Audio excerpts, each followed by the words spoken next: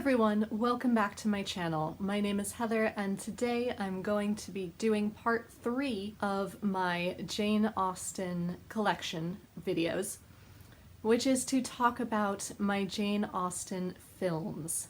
Film is actually how I entered the Austen fandom, as it were. It all started with the Shakespeare project at school, funnily enough. For the Shakespeare project at age 12, we were all asked over the weekend or spring break, I can't remember, to watch one Shakespeare film and then come back and tell everyone what it was and what it was about and what we thought of it. Everyone went home and watched the Mel Gibson Hamlet. I, however, came home, told my parents this, and my mother pulled out the 1993 Much Ado About Nothing with Kenneth Branagh and Emma Thompson, among others. And I fell in love with that film. I adored everyone in the cast. I adored the plot, the costume, everything about it. Also, at age 5, I adored the television show Wishbone, which I hope some of you remember. If you do, please let me know down below. I blame Wishbone for becoming an English major, as do I think most English majors who are around my age. It was a program on public television in the US in the mid to late 90s about a little dog named Wishbone and his boy Joe and Joe's mother Ellen and Joe's two best friends, Sam and David. And all of them and their neighbor Wanda would have various adventures in their lives. But whatever they were going through always paralleled a work of classic literature. And so Wishbone would then have a separate life in his imagination, where he played the main character in one of these great works. I loved this show when I was little, and my favorite episodes were the Jane Austen episodes. There was one on Pride and Prejudice and one on Northanger Abbey. So bearing both of these things in mind, my mother went back into the library, because she is a librarian, and came out with the 1995 Sense and Sensibility that also starred Emma Thompson, along with Kate Winslet, Hugh Grant, and the wonderful, the late Alan Rickman. And I fell in love with this as well.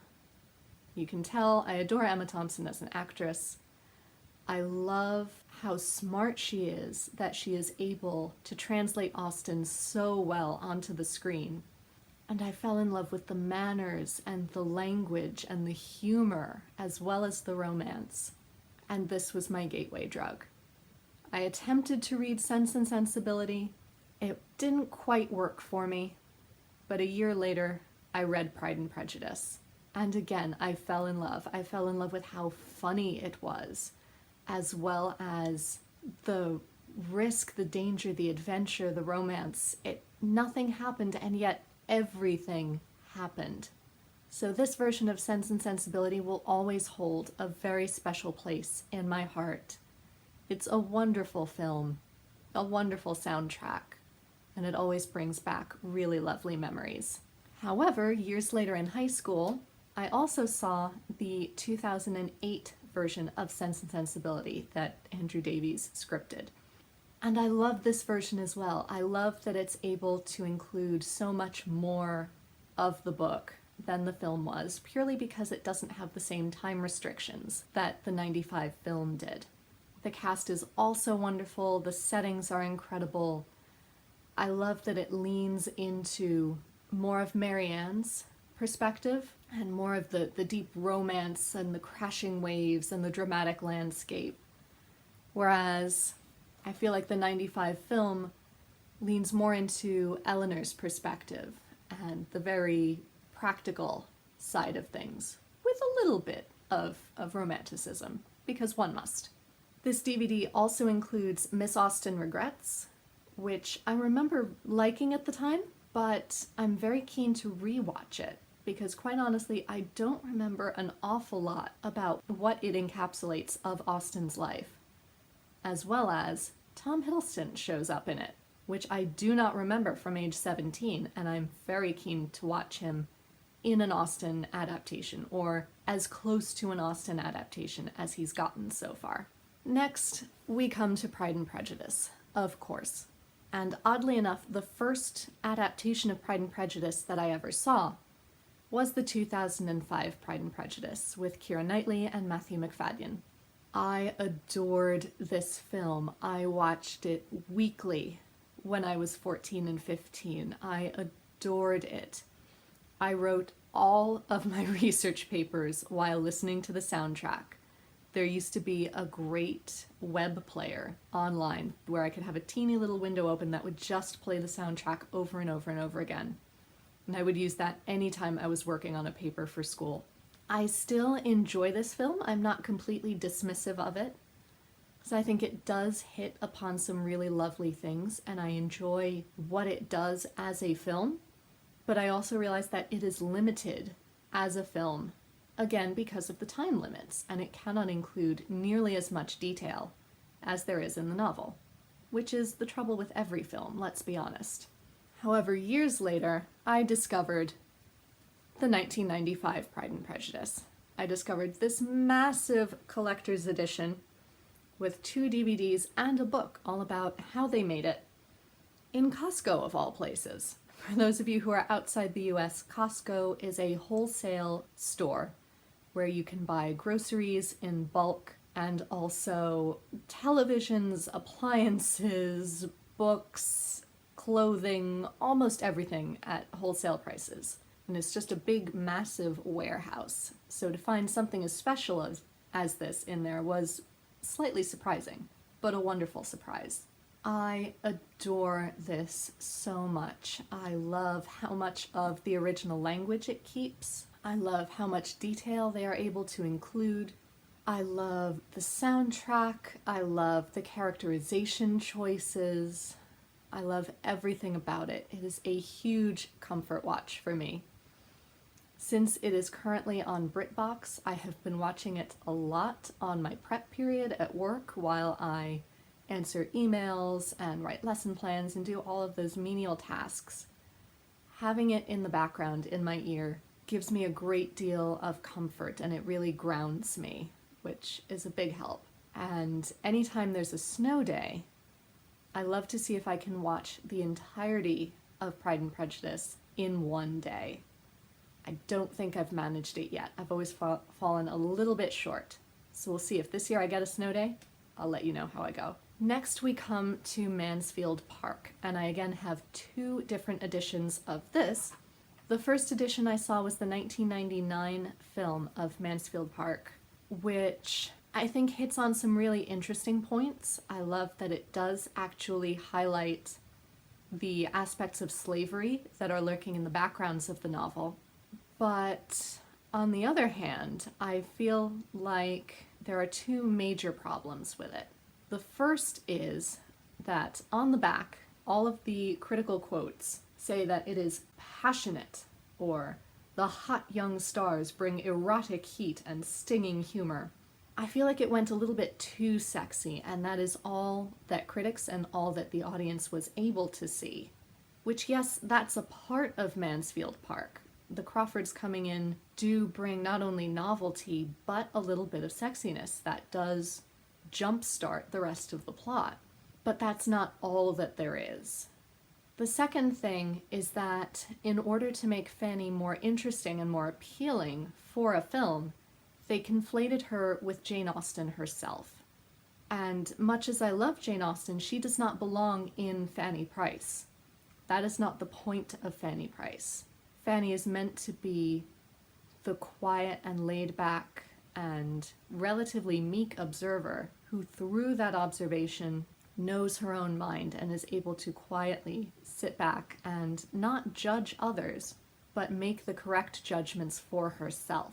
To that end, I also have the 2007 Mansfield Park with Billie Piper and Blake Ritson, which I feel hits on that meekness and that quietness a little bit more. It does tone down the sexiness, so you get to see the other aspects of the plot, which I really appreciate.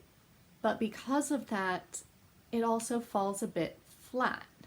So I feel like Mansfield Park is so complicated a book that it would be really hard to turn into a film. And I think that's what creators have struggled with so far. Maybe that's a project. I'm interested. If you're interested too, let me know. Maybe we can create the best film of Mansfield Park.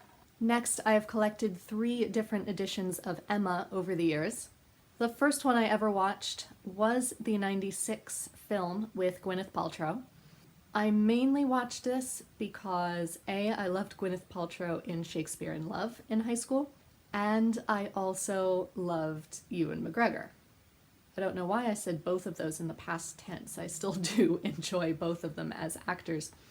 I really enjoyed this. I hadn't read the full novel in high school. I made it about halfway through and got so frustrated with Harriet that I gave up and moved on to something else. So I was able to enjoy this film for what it was. It was sweet, it was cute, it hit all the major plot points. I was quite happy with it. I also recently purchased the new version of Emma. I missed seeing it in theaters before quarantine started, and I also missed it when it was free on Amazon Prime directly afterwards, so I had to buy myself a copy in order to find out what everyone else was talking about. It was a disappointment. I was really looking forward to seeing such wonderful actors as Miranda Hart and Bill Nighy turn up, and they played their parts beautifully, but there wasn't enough for them to do, and I was quite disappointed with many other aspects of the film. I actually just made an entire video about my feelings about Emma, which I will link in the description box down below, so you can watch that later. But after those two, my favorite version of Emma has to be the 2009 or 2010 version of Emma with Ramble and Johnny Lee Miller. I love that it is a miniseries and thus is able to include much more of the plot of Emma, because that to me makes it far more interesting. It's those mysterious plot points in between all of the matches that really make it fascinating and really give all of the characters time to grow, which is why film versions of her can be so grating and so irritating. I love the color scheme in this. I love everything about it. I feel like it was just done so perfectly. I can't really explain it more than that. I just adore it. Next, I have the 2007 Northanger Abbey starring J.J. Field and Felicity Jones. I adore this film. Yes, sections of it get very, very cheesy when Catherine's fantasies run away with her, but those sections are meant to be cheesy. They're meant to be overblown and over the top. That's what Gothic fiction is, or it was at the time, and especially when filtered through the mind of a teenage girl. I love everyone in their roles. I loved Felicity Jones as Catherine. I loved J.J. Field. I realized there are quite a few similarities between him and Tom Hiddleston, which explains a lot of my modern day crushes. And Carey Mulligan does a fantastic job as Isabella Thorpe. It's just lovely. It's another one of my comfort watches, and it especially was my comfort watch in high school. Mr. Tilney is also one of my favorite Austen heroes, and I feel like this film really highlights why. When you read Mr. Tilney, he can come off as, I hate the term mansplainer, but it best encapsulates many other people's objections to him. And to those people I would say, A, watch this film, because I really think it all comes down to how Mr. Tilney's lines are delivered, whether he is being condescending or being rather sarcastic and funny. And secondly, I would also direct you to all of the work by the author Margaret C. Sullivan, who is the biggest fan of Mr. Tilney that I have ever known. She is high priestess of the cult of Da Man being Mr. Tilney, and she has written entire essays on why he is the best Austen hero, so do check those out as well.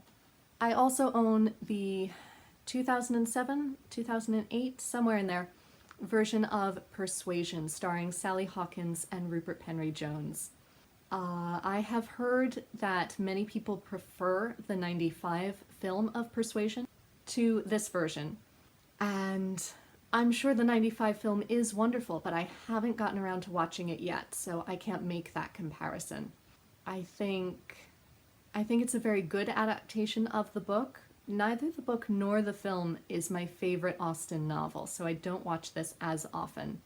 But I love the fact that it was shot on location at Lyme Regis in Bath, and I especially love to watch the scene where Anne runs through Bath to find Captain Wentworth again towards the end of the film.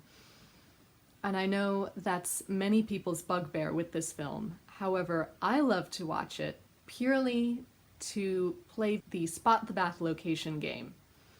I lived in Bath when I studied abroad for a while, and we all watched this adaptation for our Jane Austen class. And we all invented a game where, as Anne is running through Bath, we all get to sit there and point out the fact that you cannot run. As she's cutting between location to location, you cannot get from where she just was to where she now is. You cannot get there that quickly. The way they shot it makes absolutely no sense geographically, but it does highlight many of our favorite places in Bath, so it holds a special place in our heart for that. I also own Love and Friendship, starring Kate Beckinsale, which is an adaptation of Lady Susan. And I wasn't sure what to make of this film. I went into it with a great deal of trepidation, and I came out absolutely loving it. I think it really captures the silliness and all of the drama that lives in Jane Austen's juvenilia. And it's just really good fun. I love watching this. Whenever my best friend comes over, we need to watch this every now and again just to have a really good giggle. And even now, if something goes wrong, he will still come over and just look at me and go, "Disaster!" Which, if you haven't seen the film, watch it and you will understand where that comes from. I also own Becoming Jane, starring Anne Hathaway and James McAvoy. I realize that this plays greatly with the facts of Austen's life and her love life, but it's still a beautiful film in and of itself. Anne Hathaway and James McAvoy are fantastic as actors, and they do really, really well with the script that they were given, even if that script was not entirely accurate. The soundtrack for this is also incredible, and it kept me company a great many times in college. If I was behind on my reading, I would often wake up early and just wrap myself in a shawl and put on the Becoming Jane soundtrack and finish up my reading before I got dressed and went out to breakfast. And those are still some of my most calming and most happy memories of college. I also went out and did stuff. College wasn't a total disaster, by the way. But it was a wonderfully comforting thing to do. And that's what this film reminds me of, is that wonderful comfort that Austen brings. And finally, the last Austen-related film that I own is Austenland. And I was so thrilled that this film finally came out. I read the novel by Shannon Hale when I was 16, I want to say, and I was determined that I was going to turn it into a film right then and there. I had plotted out soundtracks. I knew exactly which songs I wanted to play at certain moments in the book. I had pictured exactly how it was going to work, but I never got around to actually writing the script. And then years later, when I was living in Bath, we all discovered that Austenland was being filmed at that point. And we were all so excited. We were desperate for them to come to Bath and film a little bit, and they never did that I saw, and we were very disappointed. But we were so excited that it was going to come out. And then we had to wait another 2 years for it to be released. And even then it was on limited release. So 3 of my friends and I trekked down to New York City and had the biggest day ever. I still, to this day, don't know how we did it. We got there and went straight to the New York Public Library and went through their exhibition on children's literature and banned books. Then went over to a Broadway theater to see Once, starring Arthur Darvill, and then went out to dinner before going to see Austenland in the movie theaters. because that was the closest movie theater to us that was showing it. I still don't know how we did all of that. But we adored it. It was wonderful. It does go a bit over the top with silliness, and it does make characters a bit more ridiculous than they are in the novels. Like, for example, Miss Charming. I like the way the book handles Miss Charming's storyline a little bit better, but I think J.J. Field was absolutely perfect for this role, and it really encapsulates the good and the bad of being a Janeite. The true love that she inspires in so many people, and the wonderful relationship advice that she sets out in all of her novels, but also the dangers of going overboard with fandom or being very superficial in your fandom. Whenever I need a really good laugh or a really good girly comfort watch, Austenland is my go-to. I have also seen a few more Jane Austen adaptations, such as Bride and Prejudice. I love Bride and Prejudice. That got me into watching Bollywood film as a whole. I think Clueless is a wonderful adaptation of Emma, and I watch it every time it comes on television. I did watch Pride and Prejudice and Zombies. That was a mistake. And I watched the Bollywood film Kandu Kondain, or I Have Found It, which is a Bollywood adaptation of Sense and Sensibility. And that was a lot of fun. I really enjoyed that one. So that is it for my Austen adaptations. Let me know down below if you have different reactions to any of these films that I have mentioned. If you have more adaptations for me that you think I should watch after this, And yeah, let's talk about Austen. Please, let's talk about Austen. I love nothing better. Until next time, be safe, be well, and happy reading. Bye everyone.